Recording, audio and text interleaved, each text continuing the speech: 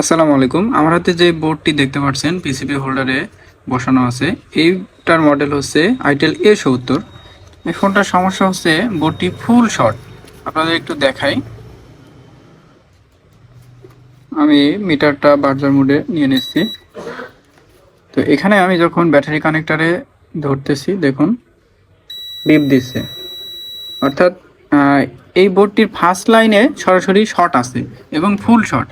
তো আমি schematic on করলাম, স্কিমেটিক অন করে এখানে এই যে ব্যাটারি কানেক্টরের এই হচ্ছে পজিটিভ লাইন। তো এখানে বিট ম্যাপে ক্লিক করলে এখানে দেখাচ্ছে যে পাওয়ার আইসির ঠিক এই জায়গায় একটা ক্যাপাসিটার আছে এবং এখান থেকে সরাসরি পাওয়ার আইসিতে ভিভ্যাটের লাইন ইনপুট করছে। এখান থেকে আরও পুরো বোর্ডে এই ভিভ্যাটের লাইনটি ছড়িয়ে গেছে, দেখতে পাচ্ছেন। তো এখানে এখন স্মোক থেরাপি দেব, দিয়ে দেখব যে কোন ক্যাপাসিটিটি শর্ট হয়েছে। আমি প্রাথমিকভাবে এখানে এই যে এইগুলো সবগুলো চেক করছি, সবগুলোই শর্ট দেখাচ্ছে। তো আমি ধারণা করছি যে এইখানের এর ভেতরেই শর্ট হবে, কারণ পাওয়ার আইসি আশেপাশেই বেশিরভাগ শর্ট হয়ে থাকে। তখন বোর্ডের দিকে লক্ষ্য করুন, আমি ধোয়া থেরাপি দেব। তো ধোয়া থেরাপি মূলত রজনের ধোয়া দিয়ে থেরাপিটা করা হয় বেশিরভাগই।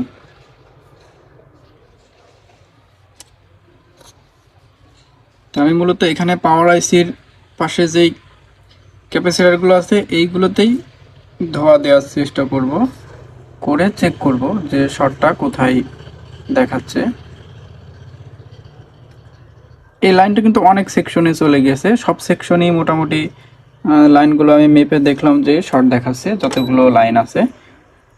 তো একটা লাইন শর্ট হওয়া মানে ওই লাইনে যতগুলো ক্যাপাসিটার আছে সবগুলোই শর্ট হয়ে যাবে। তো আপনারা,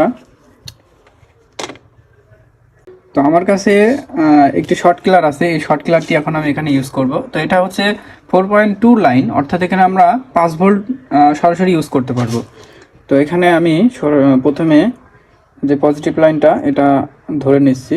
তো এখানে একটু নখ দিয়ে শক্ত করে ধরবেন, বেশিক্ষণ ধরে রাখলে হাত পুড়ে যেতে পারে। তো এখানে লক্ষ্য করুন যেই ক্যাপাসিটারটি সেটি গরম হয়ে যাওয়ার কথা।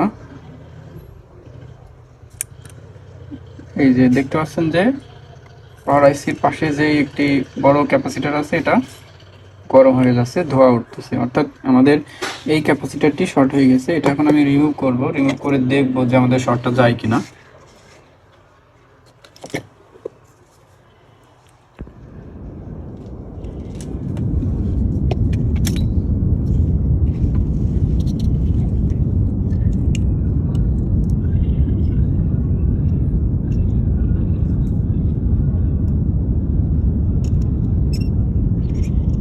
তো এটা অনেক বড় ক্যাপাসিটার, তো যার কারণে আয়রন দিয়ে রিমুভ করার চেষ্টা করতেছি আমি। রিমুভ হয়ে গেছে। জায়গাটি একটু ক্লিন করে নিই আগে।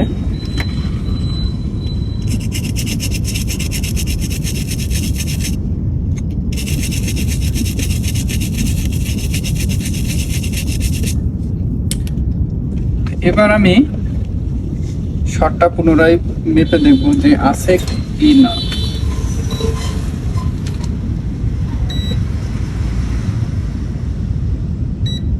তো দেখতে পাচ্ছেন যে এখন আর কোনো শর্ট নাই, অর্থাৎ আমাদের যেই ফুল শর্ট প্রবলেমটা ছিল এটা সলিউশন হয়ে গেছে। এখন আমি এই বোর্ডটি মাদারবোর্ডে সেট আপ করে ফোনটি রান হয় কিনা সেটা চেক করি।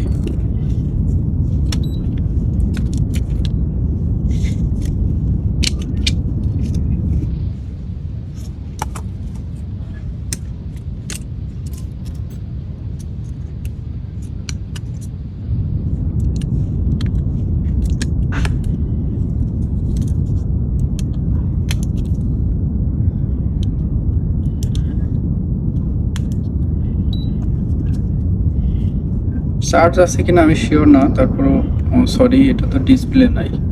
এখানে আমি দুঃখিত, এই ফোনটার ডিসপ্লেটা নাই, কাস্টমার আমাকে এই অবস্থায় দিয়ে গেছিল। তো এখন আমি চার্জে লাগিয়ে আপনাদের এম্পিয়ারটা দেখাই, যে এম্পিয়ারটা দেখলে আপনারা বুঝতে পারবেন যে ফোনটা রানিং হয়েছে হবে কিনা। এই যে দেখুন 1.7 এম্পিয়ার নিচ্ছে, 1.8, অর্থাৎ এই ফোনটি এখন ডিসপ্লে লাগালে সম্পূর্ণভাবে রান করবে। ভিডিওটি ভালো লাগলে অবশ্যই লাইক কমেন্ট শেয়ার করবেন। ধন্যবাদ সবাইকে।